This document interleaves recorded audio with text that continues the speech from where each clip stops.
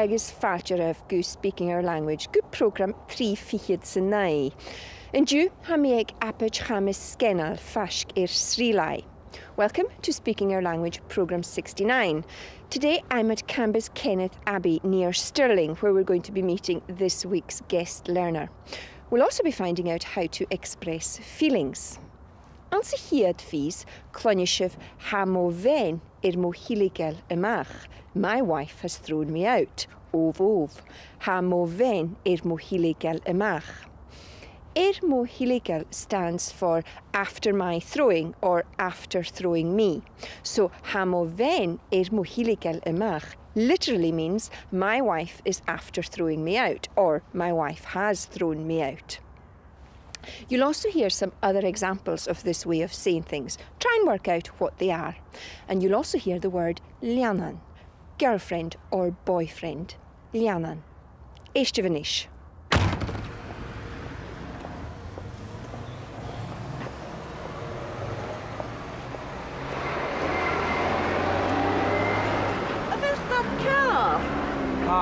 I'm a venner, my hilly can max day. Oh. Hij een daar is gelazen. Ga naar mijn stjach, weet je. Dat ga je goed doen. Daniel, I'm a venner, dat is gewoon. Het is daar een zin. Hij ga je een glazen kutje. Stoch ook wel unie vastgelte. Daniel, ga je een doen ik leed. Tje, nieuw. Ga je lust ik hem, veel meer een fijne stjach. Grok in de dorres, u is toch ook gelijk te binnen stecho, behoorlijk lineer. Ga vriendje doen met je. Ga je lissakum, te hannes me. Alles aan dag is er hem. Ga je meer een genie dat ik mijn haast. I'm a venner, toch een goed. Wel, voelde du tinga gekala rumse, u is niet meer biergoed. Tappelen, ik zin maar. Hoekin maar. Sean, hör dich agad. Ha mir chur ans de fóca seo. Fydi do lena nuur in níorna gigucht.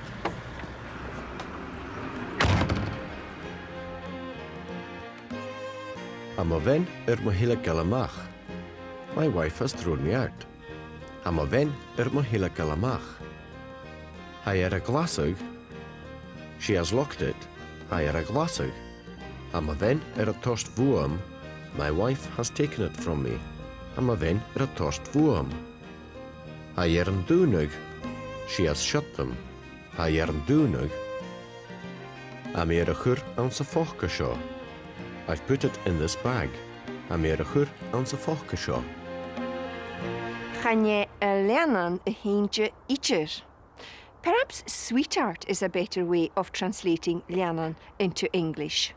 Eerste singeriest.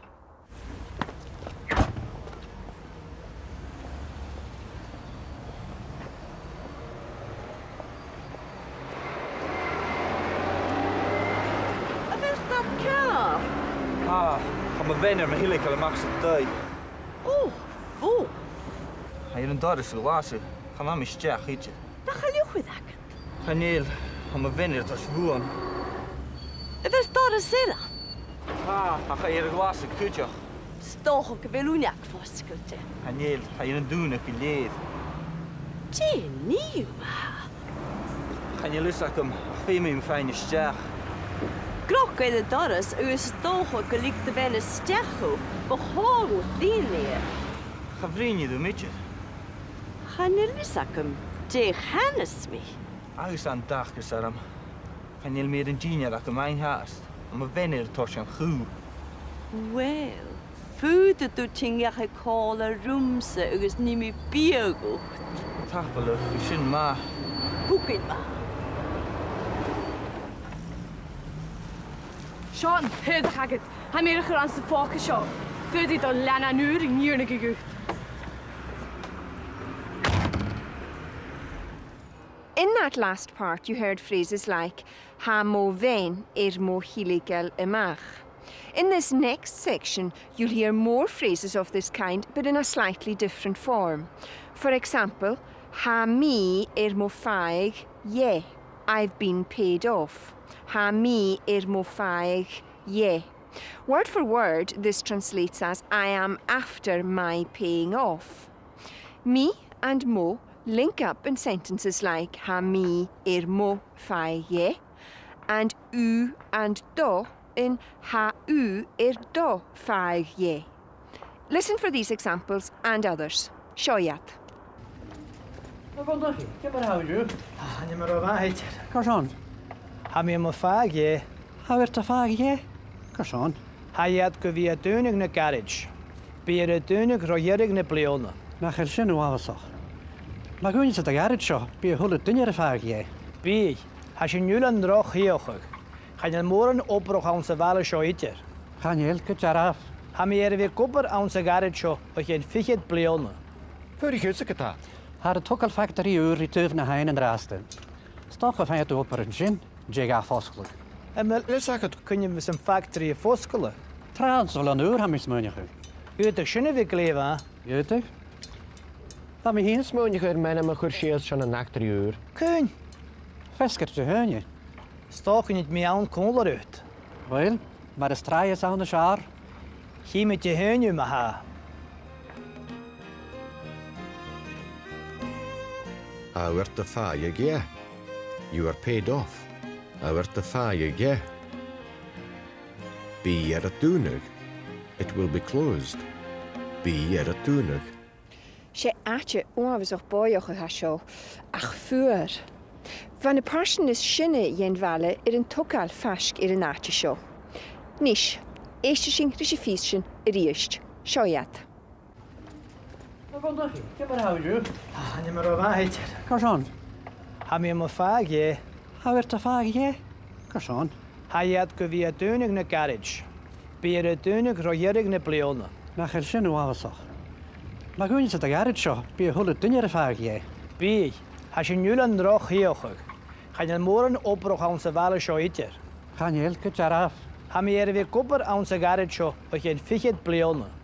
Voor die gutse geta. Har y tokal factory ŵr i tyf na hain yn rastyn. Stoch o ffaint o opar yn sin, jeg a fosglwg. Les ac kun je met een factory foskelen. Trans ol an ŵr ham i smynach yw. Uit de sinne vi gleva. Ydych? Dat me geen smoonje gaat mijn maar goed zo'n een nacht 3 uur. Kun. Fesker te heun je. Stoken niet meer aan koler uit. Wel, maar de straai is aan de schaar. Hier met je heunje maar ha. In this next piece, you'll hear some more items from that last section. You'll hear 2 useful phrases as well. Chanel mi ach mianoch, I'm not very well. Chanel mi ach mianoch. And ha mi monarochig, I'm affronted. Or it can be used to mean I am ashamed. Ha mi monarochig. Eiste van ish. Y fel y ffawc yn y siar yn diw hwyrau. O, chanel mi ac mi anoch. O, fof, di a carost yn diw. Chanel mi gyma hydydd. Fa mi yn ogos gymyn my chymal ystau. A chwt yn dochter gymi mi my galgach i yma aro. Sian yw hen, hau ffas yn y siar. O, chachan yn sy'n idir. Ach rhaid mi gyrlys ac je a dy gian yw'n sio. Gydaraf chanelus ac je ac ar aram.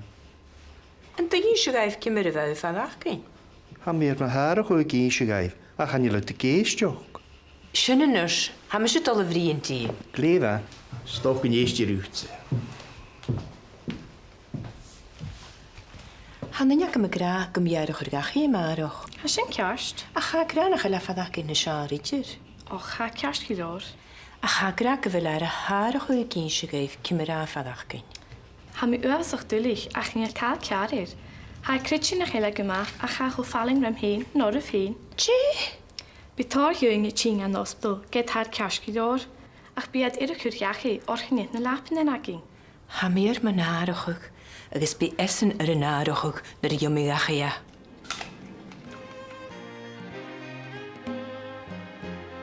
Gumbeen my chwmal ystau. That I'd be kept in. Gumbeen my chwmal ystau. Gumbeen mi my legal gachi. That I'll be let home. Gumbeen mi my legal gachi. Gumbee a chwrgachi. That he'll be sent home. Gumbee a chwrgachi. Ha mi monarachig. I'm affronted. Hamir monarachug. Chanel mi ach mianoch, I'm not very well. This actually means I'm only middling and shows us how to say I'm only in Gaelic. Word for word, the phrase means I am not but middling. You use chanel mi ach to say I'm only. For example, chanel mi ach fichid bliona agéis. I'm only 20 years of age. Or chanel mi ach mianoch. I'm only middling. Eiste verriest. A bhfuil fach in na seár an dúthú rai. No, chanel mi ach miano. Ó, fóf, tí a cearst an dú. Chanel mi gyma hydyd. Fa mi yn ogos gymynir mi chymalystau. A chwt yn dochtar gymi mi myli galgach I ymaro. Sinú héin, hau fas na seár. Color manish ha Kate Kearney. She actor an an Kate. Stoch gym facas fi an y macher. Agis hair Gaelic ursachug. Nis je Kate, gaan jullie furoch an y strilai fel? Gaan jullie roda.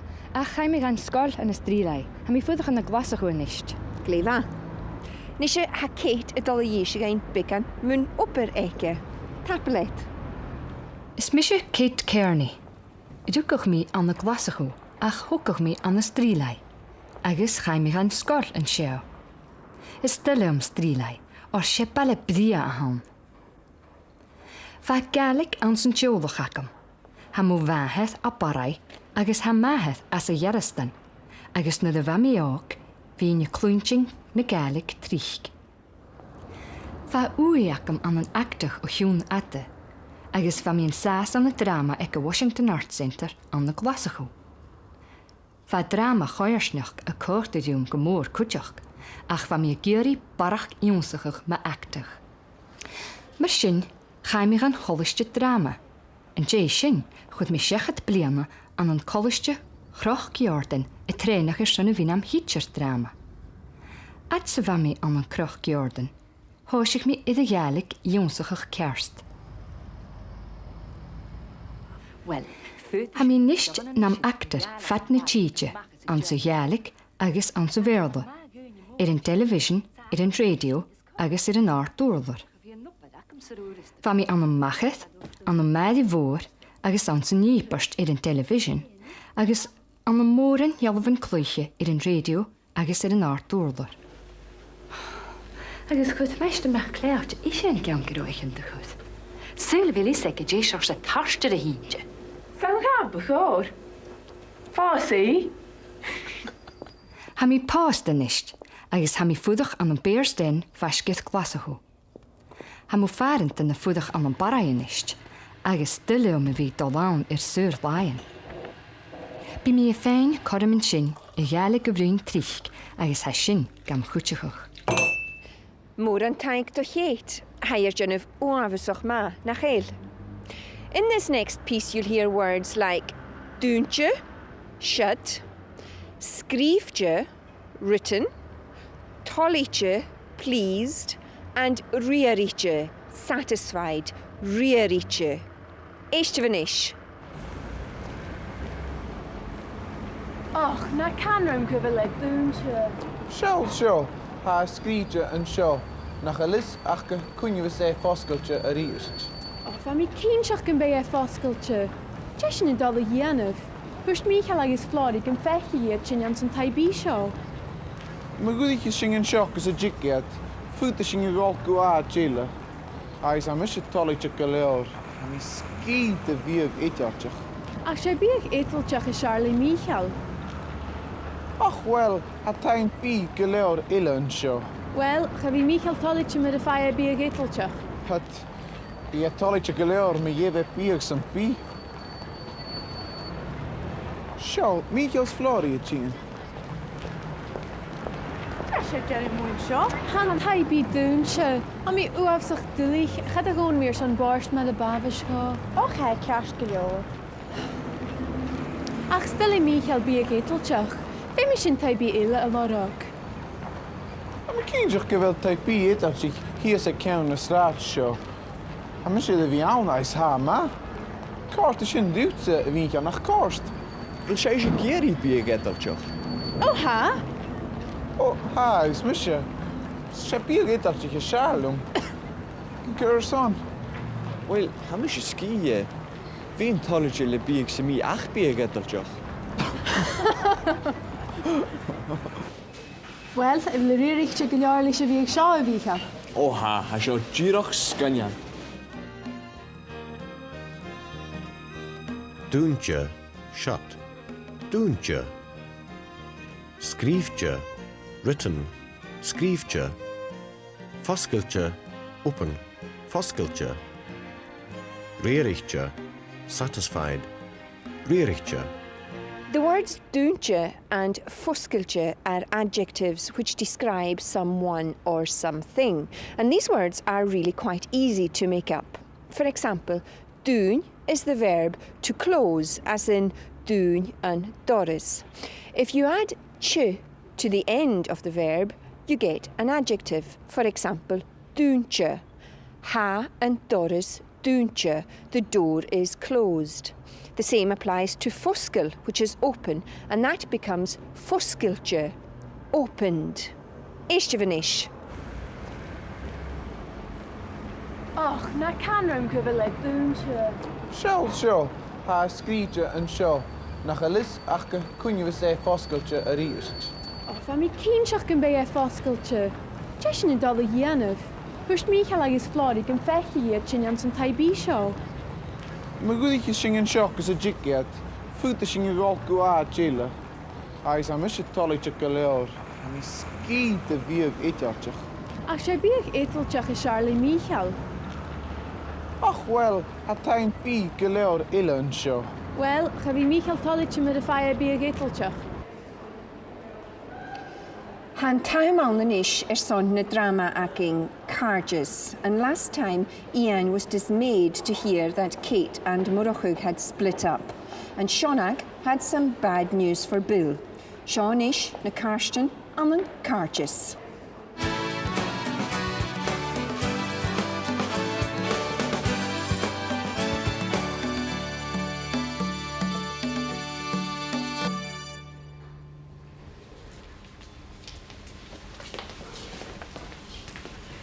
Hallo, I'm Shona Kimba. Agus is misje Calamíon me genúis. How go vi a gopa cáir scíhanach a cheannach. Cuasa how hain. Ha mi aist. Uisteach hille. A vi lo feiking a nursin, ha a loch na matug. Tuking, hitching a bring ria, a skaish in cúplatí.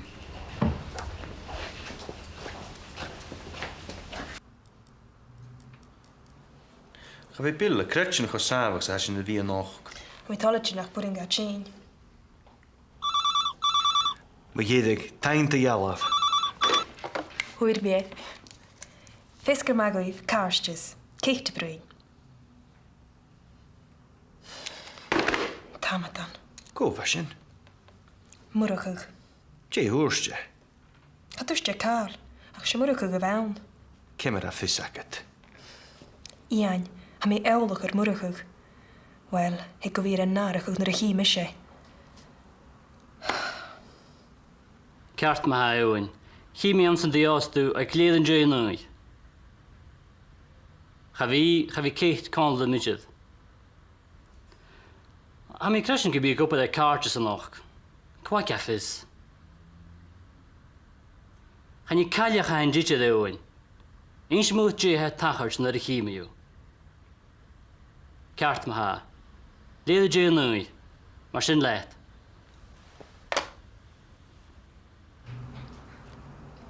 Maar han dunjaket er te volig. Hij zegt het geweldig konnerstag. Ik wil daar eens klasje. Smashin. Ik wil kaarsje naar het vastkarst. Gleva. Mish. Kushie sem phone. Agus kur phone ku carriage.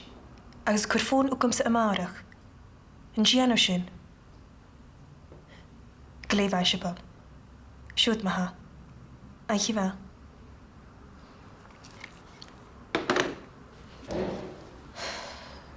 Tje waar de bolig een dunjachtje. Hou maar, toen je hele goedje gegeet. Ach, gezonnig, goedje goed heen. Tja, kielig. Shoot, tok hem voor naar je spring die morgen. Wil ook licht? Ha, maar zo'n toen je goedje naar gel. Hij zegt het gewel. Wel, ha morgen de gostig. Shoot.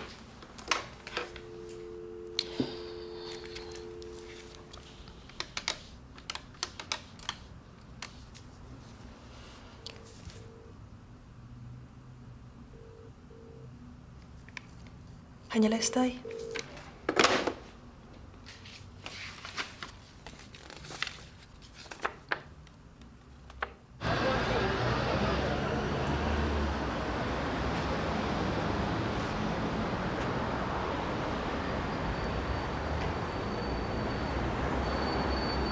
Ai, si hospital maha ha seo. Ha mi edrych fi 3 blion awn, sa mi gler rierichtje. Wel, fi yng rierichtje yn ffeig maira toper. Go meiret. Yn lian an acam. Si nurs a hiintje si cwtjach, a chan you loper echke. Ha yn ysio bring y chiliog yn y herig. Ga vi tala sig kan doen mission op het sjama ha. Kersan, Het is meiret vi een op het sjaan. chapur yn hi oper y seo. Si nurs clonje hiintje. Nors klanje. Ik ze wel Gaelic echtje. Ha? Han you loper hi an y naatjes yn bi. Ha hier is sarige gekoitus yn oper an y Glasgow. Toch ik wel op het aan mi geta. Daar kan ik hem zeggen allemaal. We springen met uit de middag.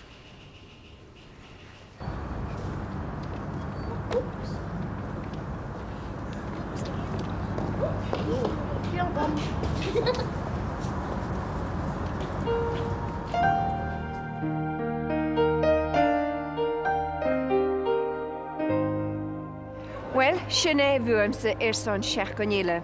In ahyrus bu mi an yn bale ili, agus bu mi briandri che aha Gaelic Iwnsochug. That's it for this week. Next time I'll be in Helensborough, where I'll be meeting a musician who's learned Gaelic, and we'll be discussing celebrations. Ach yn draste, a srilai mar sin leave. Bye for now. In this program, we introduced you to Amaven Mahila Kalamach.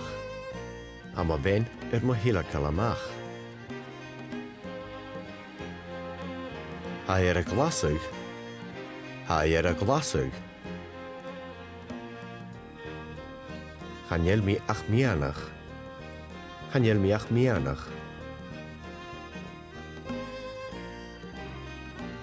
Amir monarachig. Amir monarachig.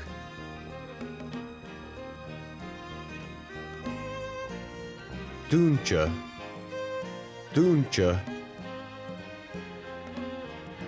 Skrieftje, skrieftje.